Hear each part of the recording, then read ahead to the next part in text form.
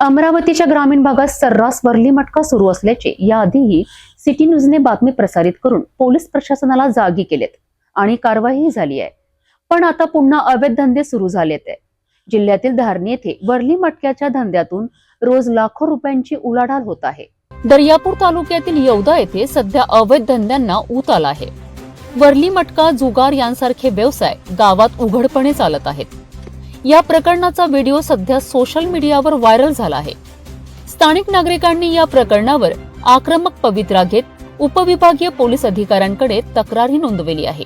Police प्रशासनाच्या निष्क्रियतेवर नागरिकांनी जोरदार टीका केली आहे. जिल्ह्यात याआधीही वर्ली मटक्याच्या अवैध धंद्यांमुळे प्रशासनाच्या भूमिकेवर प्रश्नचिन्ह उपस्थित झाले होते.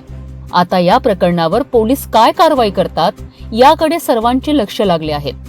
अमरावती जिल्ह्यातील या धक्कादायक प्रकाराने पोलीस प्रशासनाच्या कार्यक्षमतेवर प्रश्नचिन्ह निर्माण झाले आहे. नागरिकांचे आक्रमक पवित्रा पाहता आता पोलीस कारवाई कशी आणि कधी करतात हे पाहणे महत्त्वाचे ठरणार आहे.